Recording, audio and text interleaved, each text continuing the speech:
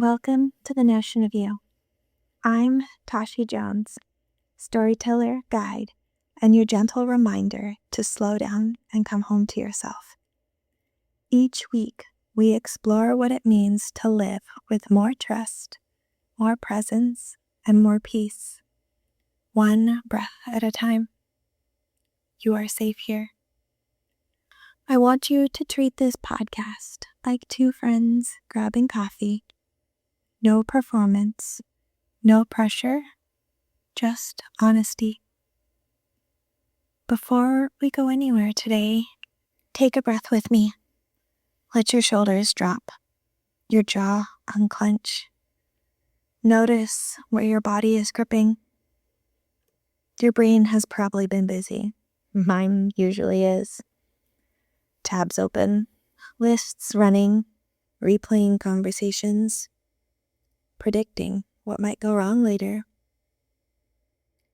And here's something I've had to learn slowly, a long way. Because just because my brain is loud does not mean it's right. Our brains are designed to scan for danger, to remember what hurt. It's designed to keep you small, if small once felt safe. That doesn't mean it's bad, it makes it protective. But that protection is not the same as truth. There are thoughts that move through me every single day that sound convincing, urgent, responsible. Thoughts that say I'm behind, that I should be further along, that I'm not doing enough. And without awareness, I just believe them. I build my day around them. I shrink around them. So today, this is your moment to pause. If you've been scrolling, rushing, juggling the needs of everyone else, let this be the exhale. You do not have to believe every thought that crosses your mind. You can hear it without obeying it. Take another breath. Let your body soften just a little more. We're going to practice listening to your brain without letting it run your life. We'll start gently. There's a particular time of day when it usually hits for me. It's dinner time. I'm standing at the stove or chopping vegetables, stirring something that needs most of my attention, but not all of it. The house is quiet. My daughter's generally off playing. There's just enough space for my mind to wander. But instead of resting or daydreaming, my brain presses replay. It pulls up a conversation from earlier that day. Something small. Something that probably looks normal on the outside. Maybe I paused too long before answering, or laughed at the wrong moment, or I walked away and thought of a better response 10 minutes too late. But I'm not just remembering it, I'm prosecuting myself for it. The thoughts of, you should have said that differently. Why didn't you think faster? That was weird. They probably noticed how weird you were. No wonder you don't have close friends. No wonder you feel alone. My brain doesn't just replay the moment. It builds a whole case. And my body responds immediately. My shoulders round forward, like I'm trying to physically make myself smaller. My jaw tightens. My breath gets shallow, like I'm bracing for impact. It's subtle, but it's very real. I start shrinking in my own kitchen from my thoughts. There's no one else there. There's no one criticizing me. There's no one rejecting me. That threat is entirely internal, but it feels so convincing. It feels responsible to analyze it. Like if I just review the tapes enough times, I'll finally learn how to be better next time.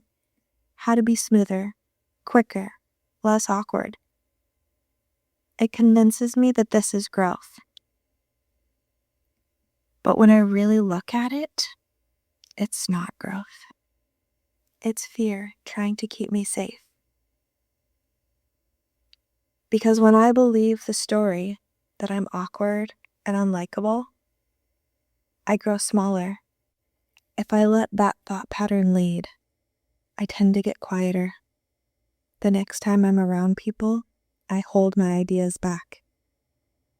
If I have something to say, I tend to swallow it.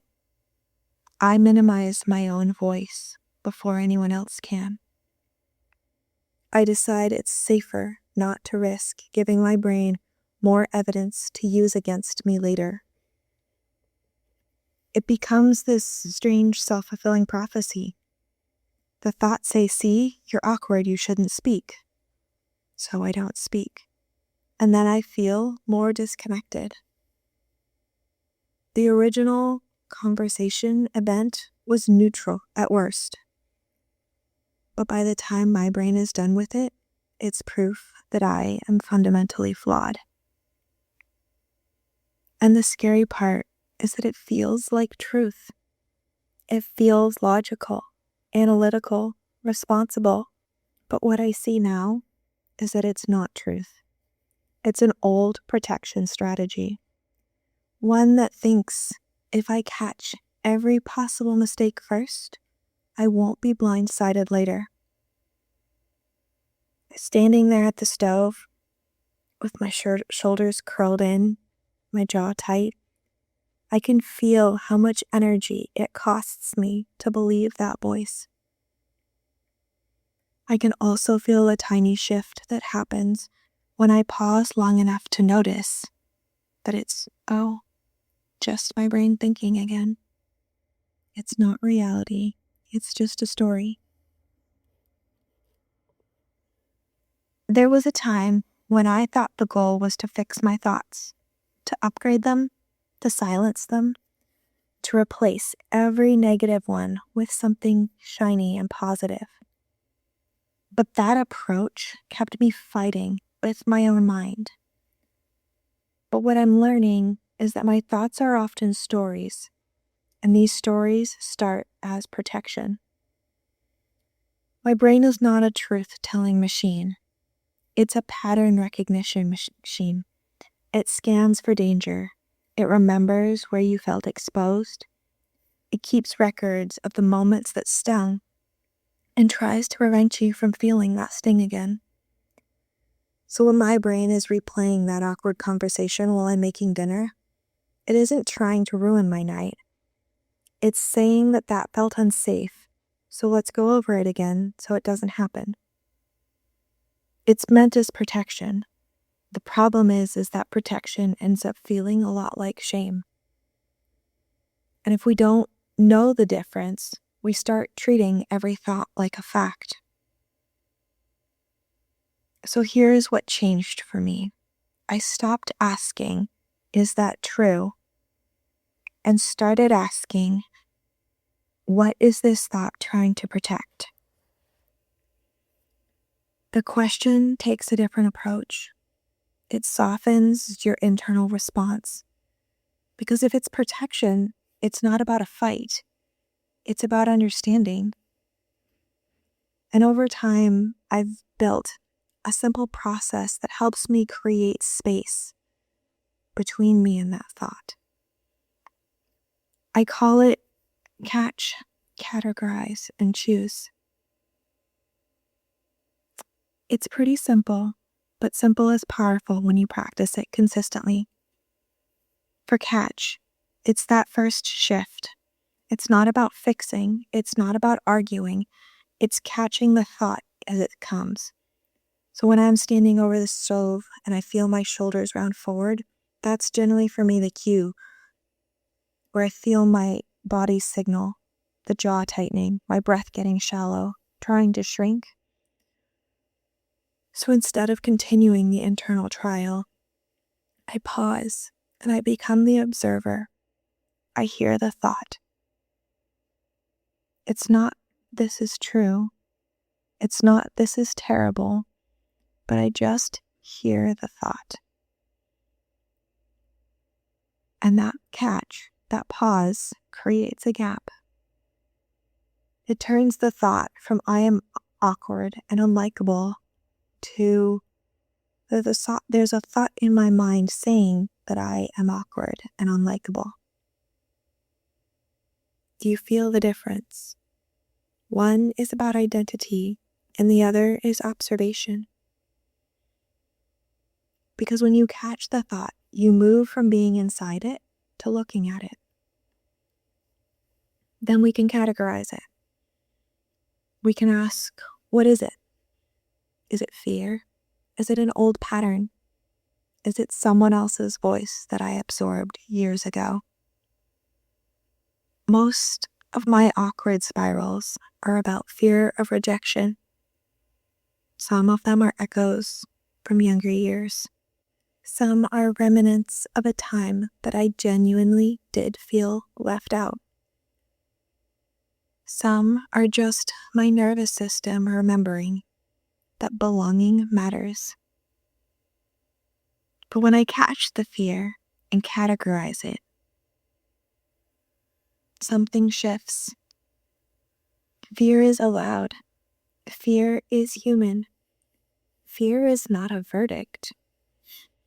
If I categorize it as an old pattern, I remind myself that old patterns are familiar, but not necessarily accurate. Sometimes I could hear whose voice it is. Someone who made a comment once, or laughed at the wrong time, or a cultural message about women being too much or not enough. Categorizing it takes that thought out of the courtroom and puts it into a filing cabinet. Oh, this is fear. Or this is an old wound. Or this is perfectionism trying to keep me polished. When I name it, my nervous system can relax a bit. Because unnamed threats feel bigger than the named ones. Then we choose. And this is where self-trust begins to rebuild. After I've caught and categorized the thought, I turn it around and ask a question. What would I think right now if I trusted myself? Not false positivity, not what would sound the most positive or what would impress someone, but what feels honest and supportive. Sometimes the new thought is simple. It's just that the conversation was normal and I'm allowed to be human. Sometimes it's you don't have to be quick to be worthy. Sometimes it's even if it's awkward, it doesn't define me. Please see that I'm not pretending I'm flawless. I'm choosing a thought that leaves room for humanity. This is never ever about gaslighting yourself into blind confidence. It's about offering your brain a different interpretation. Because your brain is constantly interpreting data. But you get to participate in that interpretation. When I choose that new thought, I can feel the difference in my body. I can feel my shoulders start to drop, my breath deepen, my jaw unclenches. It's subtle, but it's real. This is where nervous system awareness matters. If you try and choose that new thought while your body is stuck in fight or flight mode, it won't land. That is why catch comes first. This is why we pause. You're not trying to overpower your brain. You're trying to regulate it enough to offer it another option. And over time, this practice builds evidence. Evidence that you can hear a harsh thought without obeying it. Evidence that you can respond to yourself with curiosity instead of cruelty. Because cruelty has never built self-trust. Let's talk about something practical. I'm a systems person. I love giving my mind a container. And one of the ways that I do this is inside a tool called Notion. I've created a table database called Thought Reframe. It's got 4 properties: the trigger, the old thought, how I'm categorizing it, and what my new self-trust thought is. That's it. So when I come home from an event or I can feel the spiral starting, I have that page handy. You don't have to process everything right now. I can just fill in one row or a part of a row. It can be the trigger. Maybe it was a conversation earlier that day at the park, and my brain's now running over it, going about how I sounded so awkward, and now those women think I'm weird. The category for that would be fear of rejection. And my new self-trust thought is I showed up as myself, and that's enough. There's something powerful about seeing it written down. When the thought lives just in your head, it can feel huge. But when I get it out, typed on my screen, it becomes an object I can look at. I can sort it, I can filter it, I can notice patterns. And I can start to see that this is not just one isolated thing. It's a recurring story I tell myself. And the beautiful thing is that stories can be rewritten. This isn't a template that I use every hour of every day, or even every day. I use it when the loop is loud. Sometimes it could just be an evening to help clear that mental residue. It's less about controlling my thoughts and more about relating to them differently. As an oil girly, you know I love to pair it with something sensory. So I have my citrus oils in the kitchen. And I grab them when I'm journaling or trying to reframe that prop. Putting a drop in my palm of my hands, cupping over my mouth, and inhaling that scent deeply. And over time, my body has realized that these scents mean that we turn to curiosity instead of cruelty. Scent is so powerful because it helps bypass the logic and go straight into your nervous system. So when I smell my oils, my brain can associate it more with reflection instead of rumination. You can choose any scent you love.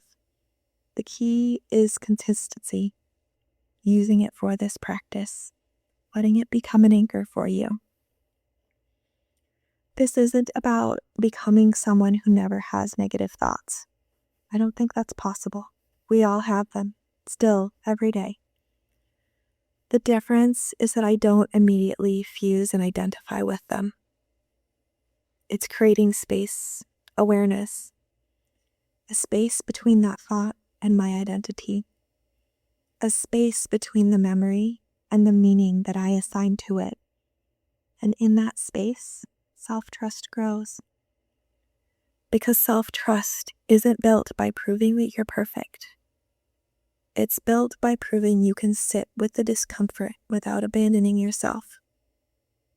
So when my brain says no one will listen to me, I don't have to silence that voice with forced positivity. I hear it saying that he's afraid. And I'm still going to speak. That's self-trust.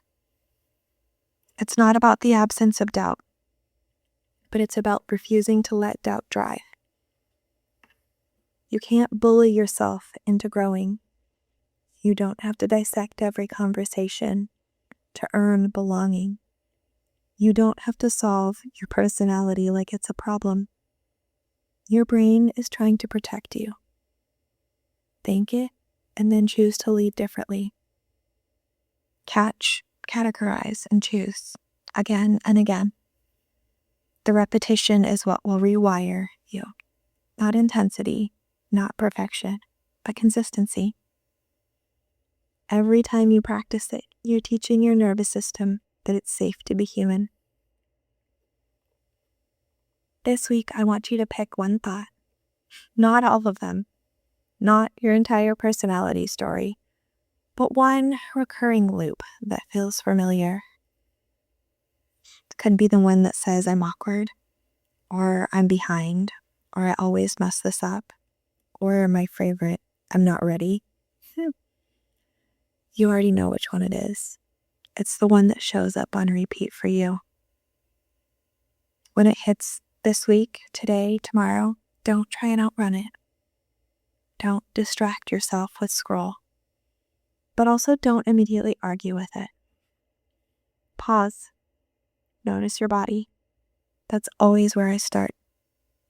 Are your shoulders creeping forward? Is your jaw tight? Do you feel the tension in your stomach? Is your breath shallow?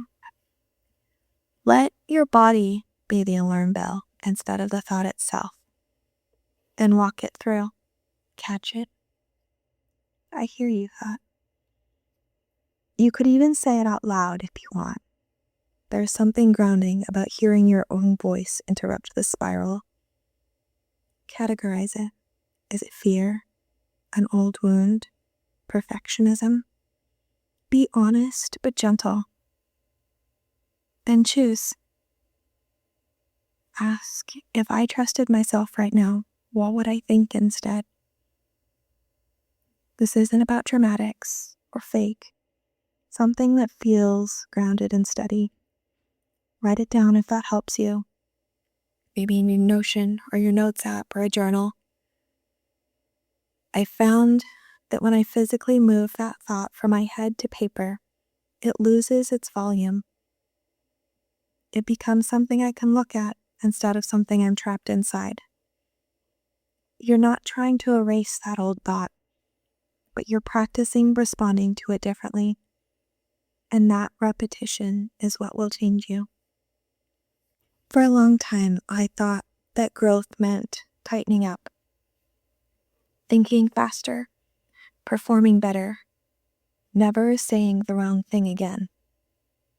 I thought that if I could just outthink my awkwardness, I'd finally feel safe. But what I've learned, slowly and imperfectly, is that safety doesn't come from policing my thoughts. It comes from choosing to relate to them differently. I don't need to bully myself into becoming better. I don't need to replay every conversation like it's evidence in a trial. I can hear the thought. I can feel my body's reaction. And instead of turning on myself, I can soften. That's a different kind of strength. Every time I choose curiosity over cruelty, I build trust with myself. Every time I let myself be human instead of flawless, I grow in my life just a little bit. The woman who believes every harsh thought will shrink. But the woman who can hear it and still stand tall will expand. If you want extra support walking through this process, that's why I created Return to Wholeness. It's not a fix, not a promise to eliminate doubt, but a steady practice to find your way home to yourself again and again. You don't have to solve yourself. You just have to stop abandoning yourself when your brain gets loud. And that begins with one thought you decide not to believe.